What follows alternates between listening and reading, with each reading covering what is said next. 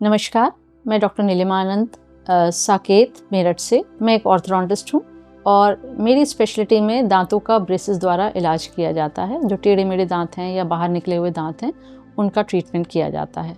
तो मैं आज आपको रिटेनर्स के बारे में बताना चाहती हूँ कि रिटेनर्स क्या होते हैं, इनकी इम्पोर्टेंस क्या होती है और इनकी ज़रूरत क्यों पड़ती है। जो भी हम ऑर्थोडोंटिक ट्रीटमेंट यानी कि ब्रेसेस द्वारा ट्रीटमेंट करते हैं, चाहे हम वो ट्रेडिशनल ब्रेसेस लगाएं या हम अलाइनर्स लगाएं, वो हम उसको दो फेजेस में करते हैं। एक तो एक्टिव ट्रीटमेंट जिसमें हम ट्रेडिशनल ब्रेसेस या अलाइनर्स लगाते हैं, और एक होता है मेंटेनेंस फेज जिसको हम रिटेनर्स से पूरा करते हैं। तो रिटेनर्स क्या हैं? जब भी हम कोई भी ट्रेडिशनल ब्रेसेस से या अलाइनर से दांतों का मूवमेंट करवाते हैं, तो हमारा जब डिजायर्ड मूवमेंट पूरा हो जाता है तब हम उसको, सपोज हमें दांतों को पीछे करना है और दांत हमने जितना डिजायर्ड रिजल्ट था वो अचीव कर लिया, तो we can not leave the situation like that only. उसके बाद क्या होता है, अगर हम उन्हें ऐसे ही छोड़ देंगे तो दांत अपनी पुरानी स्थिति में आने की कोशिश करेंगे, क्योंकि वो शुरू से उसी जगह पे हैं,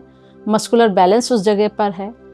तो इस स्थिति में हमारे को रिटेनर्स की ज़रूरत होती है। रिटेनर्स क्या होते हैं? प्लेट्स होती हैं या कुछ अलग तरह के रिटेनर्स होते हैं जिसके बारे में बताती हूँ मैं आपको। तो उनको आपको कुछ पर्टिकुलर टाइम के लिए, 6 महीने से लेकर 1.5 साल तक के लिए या 2 साल तक के लिए पहनने की ज़रूरत होती है, जिससे कि दांतों का मूवमेंट हमने जिस पोजीशन में कर दिया है वो दांत उसी पोजीशन में फिक्स हो जाए। तो रिटेनर्स क्या होते हैं? रिमूवेबल होते हैं। एक तो प्लेट की क्लियर भी होते हैं और हार्ड प्लेट भी होती हैं जिसको बच्चे खुद ही निकाल के लगा सकते हैं। और इसमें पेरेंट्स को और बच्चों को बहुत ज़्यादा ध्यान देना चाहिए इस बात पे। हालांकि हम उनको एक्सप्लेन कर देते हैं कि वो प्लेट्स पहन के रखें जितना टाइम भी ऑर्थोडोंटिस्ट ने बताया है। अदरवाइज जो है दांत पुरानी पोजीशन में मूव करने के चांसेस हो जाते हैं।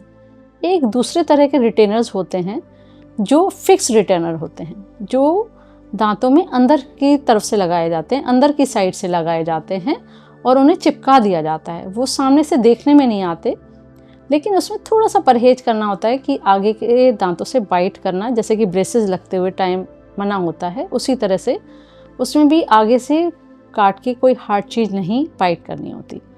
तो ये जो फिक्स रिटेनर होते हैं ज़्यादातर हम उन केसेस में देते हैं जहाँ पे हमें लंबे टाइम तक रिटेंशन की ज़रूरत होती है, जैसे कि किसी के दांत बहुत ज़्यादा टेढ़े मेढ़े हैं या किसी के दांतों में स्पेसिंग बहुत है, हमने उनका ट्रीटमेंट करना है। तो ऐसे केसेस में बहुत लंबे टाइम तक रिटेनर्स को लगाए रहने की ज़रूरत होती है, जिसके लिए हम फिक्स रिटेनर्स देते हैं। अब इनकी मेंटेनेंस के लिए क्या करना चाहिए?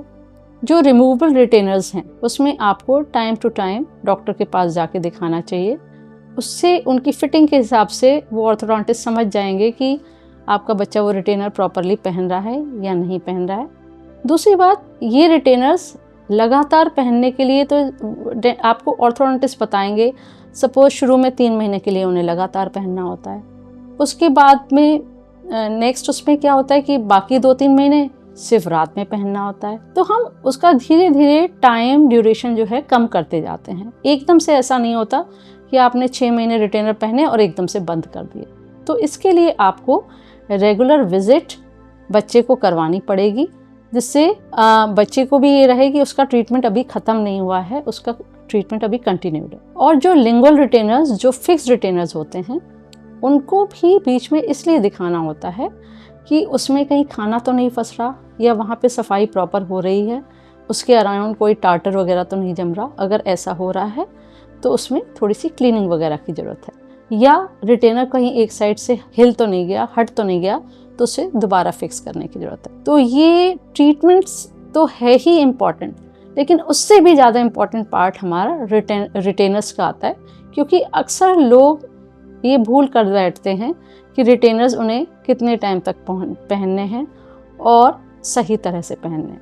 इससे हमारा ट्रीटमेंट का आउटकम जो है वो अफेक्ट करेगा। तो इसके बारे में अगर कोई फर्दर जानकारी चाहते हैं तो उसके लिए आप ananddentalclinic.com पे संपर्क कर सकते हैं, या पर्सनली आके साकेत मेरठ में हमारी नई क्लिनिक है, वहाँ पे आके आप हमसे संपर्क कर सकते हैं। Thank you.